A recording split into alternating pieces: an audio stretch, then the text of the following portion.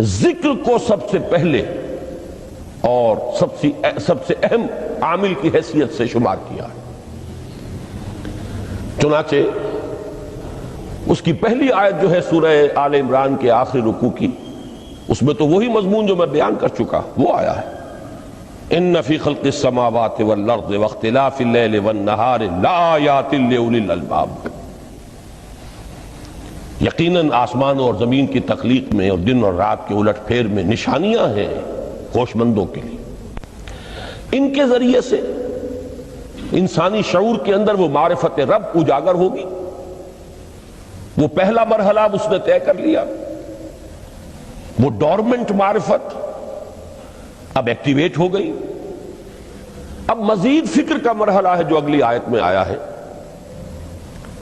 الذین یذکرون اللہ قیاما وقعودا وعلی جنوبہم ویتفکرون فی خلق السماوات والارض ربنا ما خلقت ھذا باطلا سبحانک فقنا عذاب النار۔ یعنی تفکر جو ہے ویتفکرون فی خلق السماوات والارض، وہ تفکر کرتے ہیں، غور و فکر کرتے ہیں آسمان اور زمین کی تخلیق میں، لیکن اس تفکر کے ساتھ لازماً ذکر، اور ذکر مدام، ذکر بھی وہ کہ جو مستقل ہو، ہر حالت میں ہو۔ الذین یذکرون اللہ قیاما وقعودا وعلی جنوبہم، وہ لوگ کہ جو اللہ کو یاد رکھتے ہیں، اللہ کا ذکر کرتے ہیں، کھڑے ہوئے بھی، بیٹھے ہوئے بھی، اور اپنے پہلوؤں کے بل یعنی لیٹے ہوئے بھی۔ اب ان تین کے سوا تو کوئی پوزیشن انسان کی نہیں ہے، اسی کا نام ہے دوام ذکر۔ اور اس کے ساتھ اگر وہ تفکر کرتے ہیں تو ان کا فکر اگلی منزل تک پہنچتا ہے۔ تو پہلی شے تھی فکر انسانی کی صحیح رخ پر مزید پیش قدمی اور پیش رفت، اور اس کے لیے لازم ہے ذکر و فکر کا امتزاج۔ دوسری چیز کو لیجئے عمل کی درستی۔ اس عمل کی درستی کے لیے اللہ تعالیٰ کے ساتھ ایک گہرے تعلق کی ضرورت ہے، اس لیے کہ صبر کی بحث میں یہ مضامین شاید آپ کے سامنے آ گئے ہوں کہ صبر، جہاں مصیبت پر صبر ہوتا ہے، تکلیف پر صبر ہوتا ہے، اللہ کے احکام پر جمنا یہ بھی صبر ہے، نفس کی خواہشات کی باغ کو تھام کر رکھنا، کھینچ کر رکھنا یہ بھی صبر ہے، اور استقامت کسی شے پر قائم رہنا یہ بھی صبر ہے۔ تو عمل صحیح پر استقامت کے لیے وَاصْبِرْ وَمَا صَبْرُكَ إِلَّا بِاللَّهِ، اس صبر کی سب سے اہم جو بنیاد ہے، اس کا جو سب سے بڑا ذریعہ ہے، اس کا جو سب سے بڑا سہارا ہے، وَمَا صَبْرُكَ إِلَّا بِاللَّهِ، اس کے لیے ضرورت ہے ایک گہرے تعلق کی کہ اللہ کے ساتھ ایک ایسا تعلق برقرار رہے جو نہ صرف گہرا ہو بلکہ دائم و قائم، مسلسل۔ ذرا ذہول ہوگا تعلق مع اللہ میں، ذرا کمی آئے گی، شیطان کا وار کاری ہو جائے گا۔ اسی کو حضور نے حدیث میں یوں تعبیر کیا ہے تمثیلاً کہ جو دل اللہ کی یاد سے غافل ہے، اس پر فارسی کا وہ مقولہ بھی ہے کہ خانہ خالی را دیو می گیرت، گھر خالی رہے تو جنات اس پر دیو جو ہے آ کر قبضہ جما لیتے ہیں۔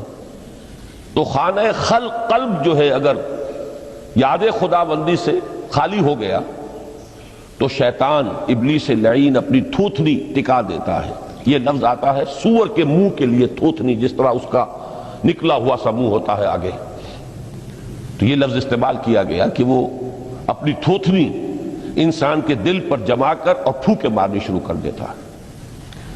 تو شیطان کو موقع ہی تب ملتا ہے جب انسان کے تعلق مع اللہ کے اندر کمی ہو، وہ خانہ بالکل خالی ہو گیا ہو یا اتنا ضعیف ہو گیا ہو کہ کل عدم ہو جائے، گویا کہ نہیں۔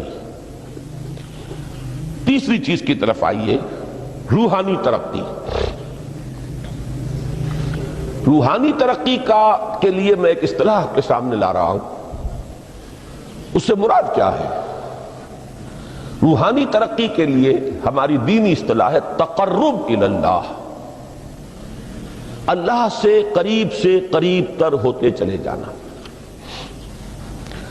اس پر میرا ایک کتابچہ بھی ہے، تقرب الی اللہ کے 2 مدارج، 2 درجے، جو در حقیقت ایک حدیث نبوی علیہ الصلوۃ والسلام ہی پر مبنی ہے کہ حضور نے ایک درجہ قرار دیا ہے تقرب بالفرائض، فرائض کے ذریعے سے انسان اللہ کا قرب حاصل کرے۔ ایک ہے تقرب بالنوافل، نوافل کے ذریعے سے اللہ کا قرب حاصل کرے۔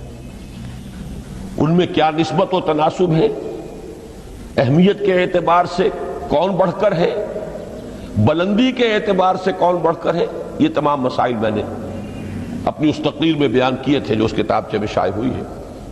اس وقت میں اس کی تفصیل میں نہیں جا رہا، صرف یہ تذکرہ اس لیے کر رہا ہوں کہ جن کو بھی خواہش ہو جائے وہ اس کا مطالعہ کرے۔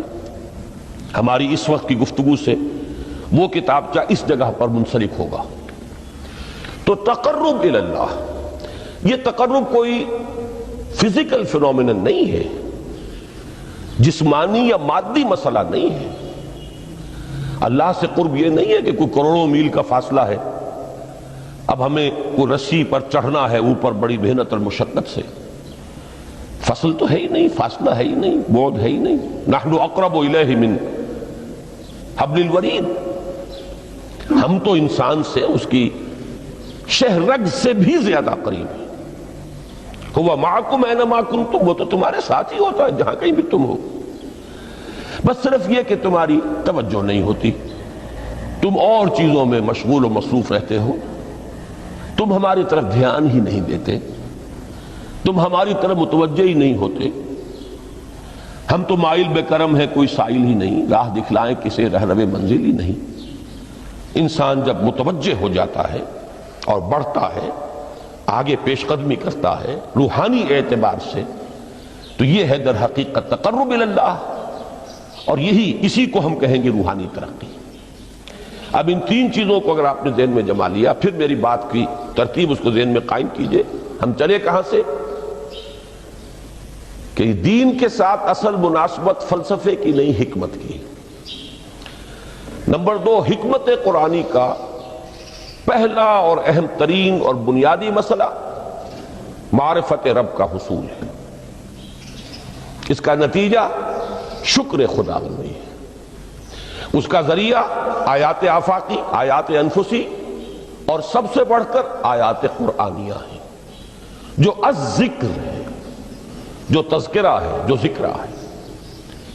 لیکن اس پہلے مرحلے کو اگر کوئی انسان بفضل ہی تعالی، اللہ کے فضل و کرم سے طے کر لے، اب اس کے سامنے 3 مسئلے، فکر کی مزید پیش رفت، مزید پیش قدمی صحیح رخ پر،